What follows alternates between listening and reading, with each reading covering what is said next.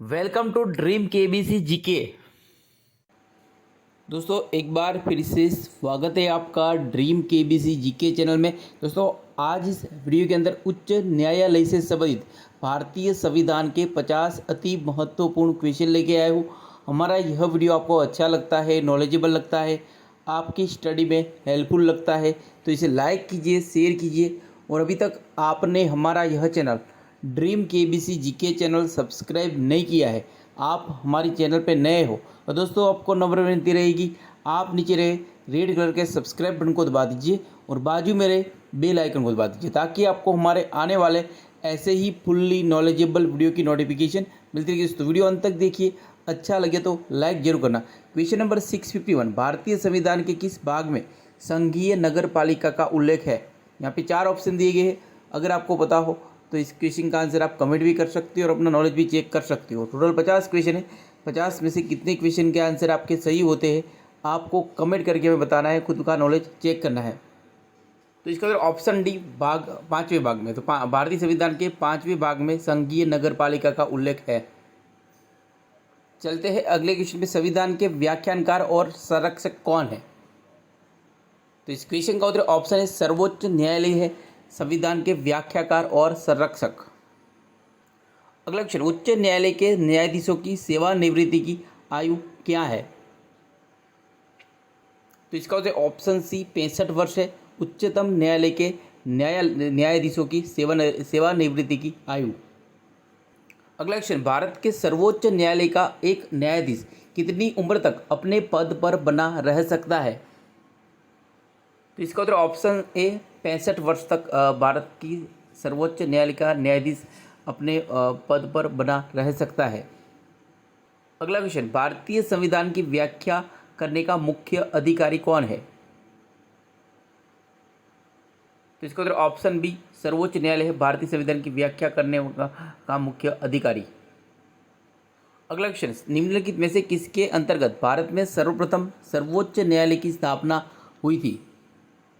तो इसका उत्तर ऑप्शन सी रेगुलेटिंग अधिनियम 1773 के अंतर्गत भारत में सर्वप्रथम सर्वोच्च न्यायालय की स्थापना हुई थी। अगला क्वेश्चन, भारत के सर्वोच्च न्यायालय की स्थापना हुई थी। तो इसका उत्तर ऑप्शन सी भारत सरकार अधिनियम 1935 के अधीन हुई थी भारत के सर्वोच्च न्यायालय की स्थापना। अगला क्वेश्चन, मूल रूप से संविधान में सर्वोच्च न्यायालय में मुख्य न्यायाधीश के अतिरिक्त कितने न्यायाधीश की व्यवस्था थी? तो इसका उत्तर ऑप्शन बी 7 न्यायाधीश की व्यवस्था थी। अगला क्वेश्चन, सर्वोच्च न्यायालय के मुख्य न्यायाधीश की नियुक्ति कौन करता है? तो इसका उत्तर ऑप्शन बी राष्ट्रपति करता है सर्वोच्च न्यायालय के मुख्य न्यायाधीश की नियुक्ति। अगला क्वेश्चन, सर्वोच्च न्यायालय के न्यायाधीशों की निम्न में से कौन सी अर्हता होनी चाहिए? तो इसका उत्तर ऑप्शन डी उपयुक्त में से कोई भी, ऑप्शन डी सही हो जाएगा यहाँ पे। अगला क्वेश्चन, उच्चतम न्यायालय के न्यायाधीशों की संख्या में वृद्धि करने की शक्ति किसके पास है? तो इसका उत्तर है ऑप्शन सी संसद। उच्चतम न्यायालय के न्यायाधीशों की संख्या में वृद्धि करने की शक्ति किसके पास है? तो संसद के पास। अगला क्वेश्चन, वर्तमान में सर्वोच्च न्यायालय में मुख्य न्यायाधीश के अतिरिक्त कितने न्यायाधीश का प्रावधान किया गया है? तो इसका उत्तर ऑप्शन डी 30, ऑप्शन डी सही हो जाएगा यहाँ पे। अगला क्वेश्चन, भारतीय संविधान में तदर्थ न्यायाधीशों की नियुक्ति का प्रावधान है? तो इसका उत्तर ऑप्शन डी इनमें से सभी में, सर्वोच्च न्यायालय में, उच्च न्यायालय में और जनपद एवं सत्र न्यायालय में। अगला क्वेश्चन, सर्वोच्च न्यायालय में तदर्थ न्यायाधीशों की नियुक्ति किस देश की न्याय प्रणाली से प्रेरित है? तो इस क्वेश्चन का उत्तर option B France, option B सही हो जाएगा यहाँ पे। अगला क्वेश्चन, राष्ट्रपति सर्वोच्च न्यायालय के अन्य न्यायाधीशों की नियुक्ति में किससे परामर्श करते हैं? तो इसका उत्तर ऑप्शन है सर्वोच्च न्यायालय के मुख्य न्यायाधीश से परामर्श करते हैं राष्ट्रपति सर्वोच्च न्यायालय के अन्य न्यायाधीश की नियुक्ति में। अगला क्वेश्चन, भारत के कार्यवाहक मुख्य न्यायाधीश की नियुक्ति कौन करता है? तो इस क्वेश्चन का उत्तर ऑप्शन डी राष्ट्रपति करता है भारत के कार्यवाहक मुख्य न्यायाधीश की नियुक्ति। चलते हैं अगले क्वेश्चन पे, सर्वोच्च न्यायालय के अन्य न्यायाधीशों की नियुक्ति कौन करता है? तो इस क्वेश्चन का उत्तर ऑप्शन सी राष्ट्रपति करता है सर्वोच्च न्यायालय के अन्य न्यायाधीशों की नियुक्ति। चलते हैं अगले क्वेश्चन में। सर्वोच्च न्यायालय में न्यायाधीश नियुक्ति होने के लिए व्यक्ति को कम से कम कितने वर्ष उच्च न्यायालय का एडवोकेट होना चाहिए? तो इसका उत्तर ऑप्शन बी 10 वर्ष के लिए उच्च न्यायालय का एडवोकेट होना चाहिए। अगला क्वेश्चन, सर्वोच्च न्यायालय में तदर्थ न्यायाधीशों की नियुक्ति कौन कर सकता है? तो इस क्वेश्चन का उत्तर ऑप्शन बी राष्ट्रपति की अनुमति प्राप्त कर सर्वोच्च न्यायालय का मुख्य न्यायाधीश कर सकता है। अगला क्वेश्चन, सर्वोच्च न्यायालय में तदर्थ न्यायाधीश की नियुक्ति होती है जब न्यायालय के किसी क्षेत्र के लिए न्यायाधीशों का कोरम गणपूर्ति नहीं होता। ऑप्शन बी सही हो जाएगा यहाँ पे। अगला क्वेश्चन, भारत में न्यायिक पुनरीक्षण की शक्ति का प्रयोग किया जाता है। तो इस क्वेश्चन का उत्तर ऑप्शन सी केवल सर्वोच्च न्यायालय द्वारा किया जाता है भारत में न्यायिक पुनरीक्षण की शक्ति का प्रयोग। चलते हैं अगले क्वेश्चन पे। उच्चतम न्यायालय के न्यायिक पुनरीक्षण कार्य का क्या अर्थ है? तो इसका उत्तर ऑप्शन सी कानूनों की संवैधानिक वैधता का पुनरीक्षण। ऑप्शन सी सही हो जाएगा यहाँ पे। अगला क्वेश्चन, किस वाद में सर्वोच्च न्यायालय ने कहा था कि संसद को मूल अधिकार में संशोधन करने की शक्ति प्राप्त है पर वह संविधान के मूल ढांचे में संशोधन नहीं कर सकती? तो इसका उत्तर ऑप्शन सी केशवानंद भारतीवाद। ऑप्शन सी सही हो जाएगा यहाँ पे। अगला क्वेश्चन, निम्नलिखित में से किस वाद में उच्चतम न्यायालय ने संविधान के मूल ढांचे का सिद्धांत प्रतिपादित किया था?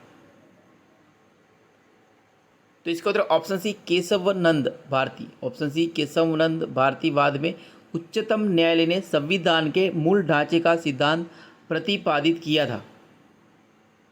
अगला क्वेश्चन, राष्ट्रीय मानव अधिकार आयोग के अधिनियम 1993 के अनुसार निम्नलिखित में से कौन इस आयोग का अध्यक्ष बन सकता है? तो इसका उत्तर ऑप्शन है केवल भारत के सेवानिवृत्त मुख्य न्यायमूर्ति मानवाधिकार के आयोग का अध्यक्ष बन सकते हैं। अगला क्वेश्चन, भारत का उच्चतम न्यायालय कानूनी तथ्य के मामले में राष्ट्रपति को परामर्श देता है। तो इसका उत्तर ऑप्शन डी तभी जब वह ऐसे परामर्श के लिए कहता है। अगला क्वेश्चन, केंद्र और राज्यों के बीच होने वाले विवादों का निर्णय करने की भारत के उच्चतम न्यायालय की शक्ति आती है। तो इसका उत्तर ऑप्शन है इसकी मूल अधिकारिता के अंतर्गत आती है। ऑप्शन ए सही हो जाएगा यहाँ पे।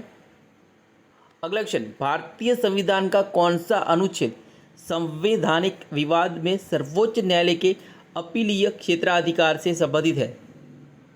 तो इसका उत्तर ऑप्शन बी अनुच्छेद 134 ए को मिलाकर अनुच्छेद 133 को पढ़ना। अगला क्वेश्चन, निम्नलिखित में से किस मुकदमे में भारतीय सर्वोच्च न्यायालय ने सर्वप्रथम संविधान के मौलिक लक्षण का सिद्धांत प्रतिपादित किया था?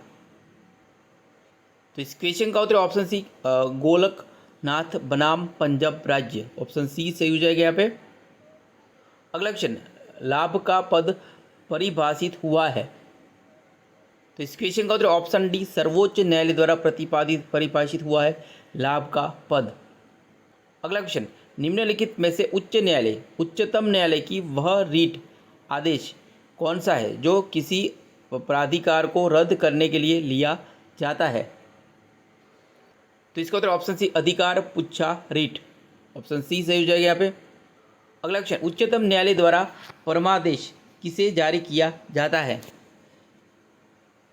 तो इसका उत्तर ऑप्शन सी किसी अधिकारी को सरकारी आदेश निभाने के लिए। ऑप्शन सी सही हो जाएगा यहाँ पे। अगला क्वेश्चन, सर्वोच्च न्यायालय कौन सा प्रलेख जारी नहीं कर सकता है?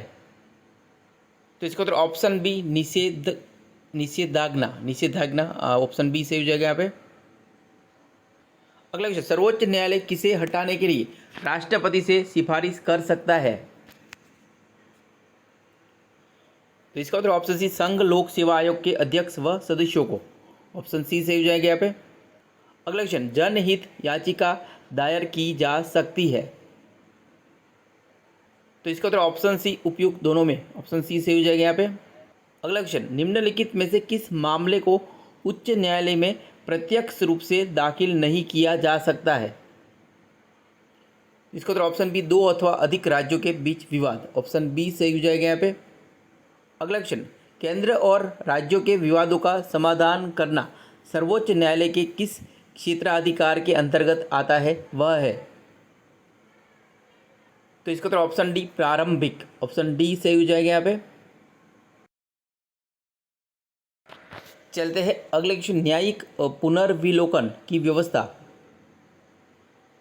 तो इसका उत्तर ऑप्शन सी, भारत और यूएसए में है।